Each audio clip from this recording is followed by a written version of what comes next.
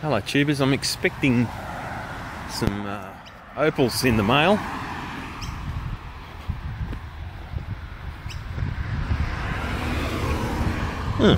Bugger.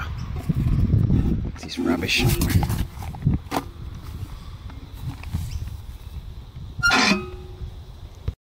probably already on my grandma's table. Let's go and see that. Yes, here it is.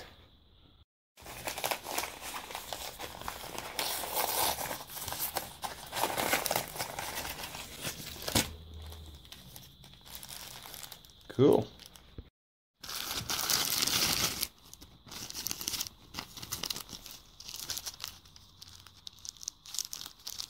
And these bigger rocks look good.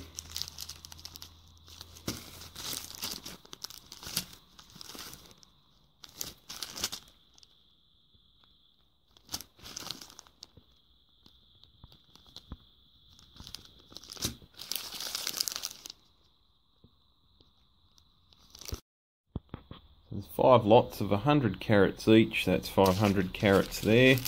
Just going to have a look through to see what the good ones are. Obviously the ones that are flashing blue at you instantly are the potential nice ones. Why won't that focus? Oh, that's better. Nice band in there, that'll be an easy cut.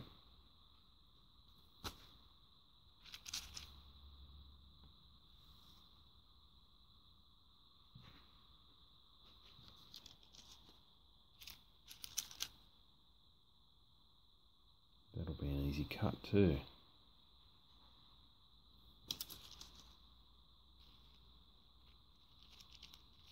You gonna come and look at me rocks, Grandma?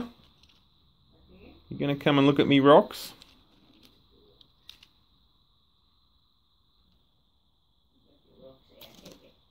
Got me rocks off.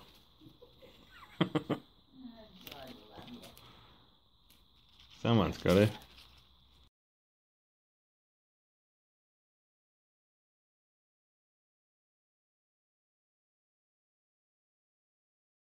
Hello, what's going on? Hello tubers, Mescal here. This is some rough opal that I've been buying, and I'm just trying to chase the colour bands and get a bunch of rocks into the nearly finished state. And so currently looking at this one, and there's that bit of mud on the side here going across on an angle, and the nature of these things, they're quite holographic and it's quite hard to tell actually where the mud goes, so sometimes it'll rub out, or it might be a case of I have to cut that entire edge off to get it to a nice stone that'll hold that colour, depth and thickness, because I want to maintain the thickness. But yeah, we'll see what happens. Just using my faceting machine. I've got the belt running the wheel the wrong way. You'd never facet with the wheel running towards. The wheel runs away so that you don't get chatter. So yeah, I got it set up that way so it's easier for me to hang on to the rock and manoeuvre it.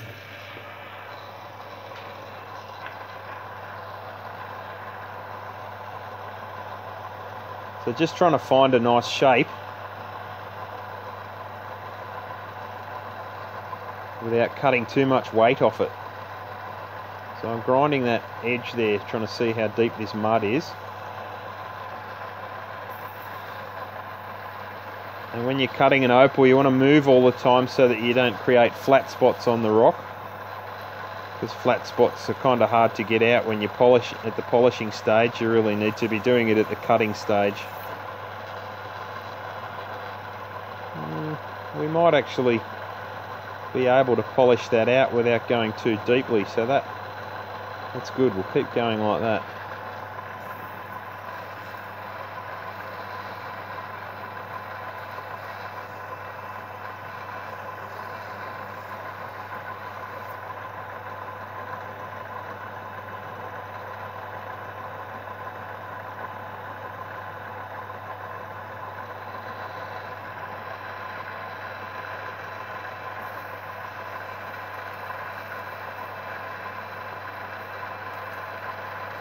turned it around now, and I'm going to even out the weight to the other side. Keep the same height in the middle of the stone.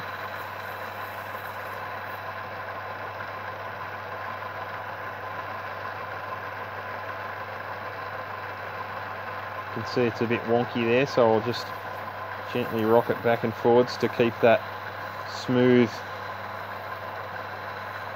transition into the curve.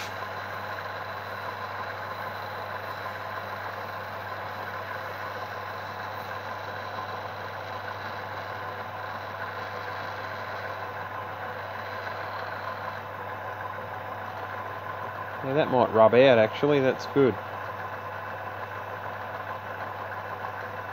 I don't know if I'm going to top it off on the angle there to try and maintain the weight, which is something that opal cutters do because it's all about carat weight for them.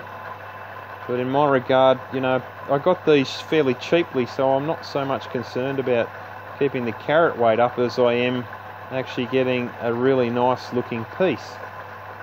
So I might tend to go for actually making it, you know, where my finger there is chopping it off, to bring it into a nice curve rather than just chopping across the top there.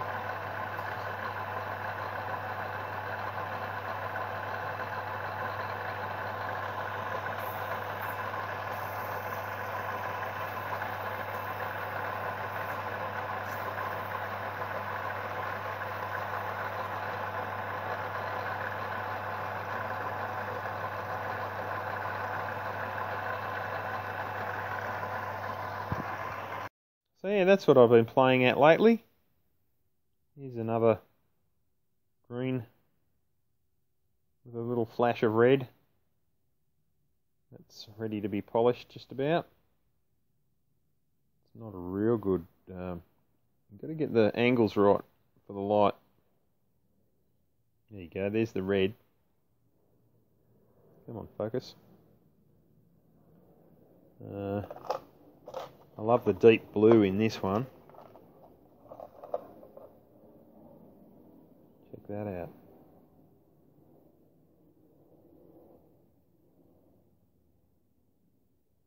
I've ended up with a funny shape to this one because I was trying to maintain and keep that bit of colour on the back there, but I don't know. It might be worth just grinding that off, or if I go through with a diamond wheel and lop it off, and that way I'll actually be able to keep that little bit of colour there and make two stones out of it. And this is the one I was working on last night. I really like that colour. And again, it's all down to the lighting. And the colour band on that's really thin. I'm basically right on top of it. If I cut any more, I would start to be losing it. I don't think it continues into the depth of the rock there. I don't think that you can see that where it goes grey into green. I'm pretty sure if I get into this green material here, I'll not have any sparkle at all. Have a look at that under some magnification.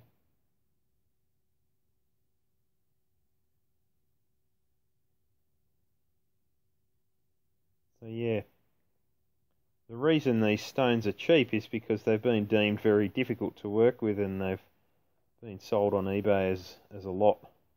Really good for someone who's getting into cutting to have a play with, because it teaches you what not to do.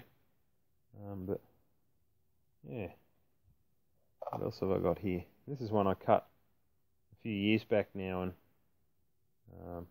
it ended up in the pile between moves, and so it'll get finished off shortly as well. That's a strange looking cut. There's not a lot of colour in it, but I was just taking advantage of the shape of the clear piece in there. I mean, to sell that as a, you know, a colour changing opal, well, it's not, is it? There's only a wink of blue. It's really hard to catch. Certainly not top-notch stuff.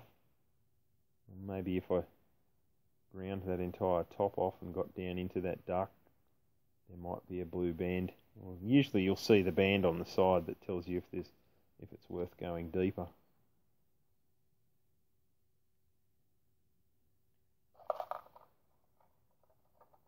A little white one I was just smoothing up and getting a nice shape to it. It's really funny stuff. Like, when you're looking at it for a while, you start to think you can see the colours of opal in other things. It really gets in your head. It's quite weird. So if we're having a good look in this box of rough here, you can see like the colour band in that is quite undefined. It's quite wobbly. It's going to be a real challenge to cut that without messing it up. And that is the reason that these are being sold cheaply. Like, look at this, there's some beautiful colours in it. But the bands are super thin, they're wobbly, and where you've got real nice colour, well, you know, it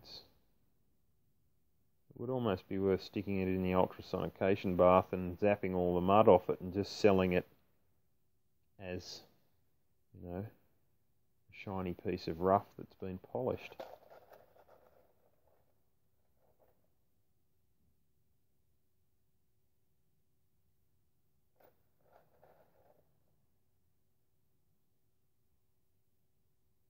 This one here again, this will be a challenge.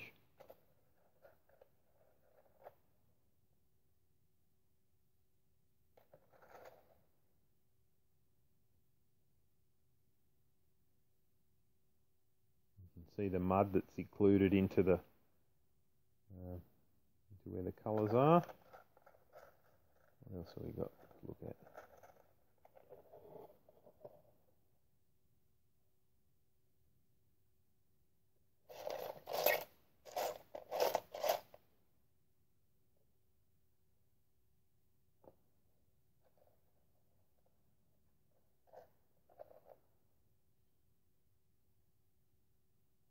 See, look at this one. There's only a small bit of colour on the end there.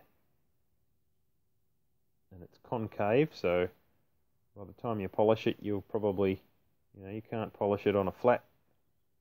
And who'd want a concave shape gem? It's just not something that would happen in jewellery work. I could possibly come in from the other side, come in from this side, work my way down to it, but then I'll have like an uneven surface. I really can't grind that flat or it'll destroy it. So these are the challenges I face trying to get something good out of cheap opal. But it's a lot of fun and keeps me off the streets. Thanks for watching. Post a comment. Subscribe if you haven't already. Ring the bell. What else can we say?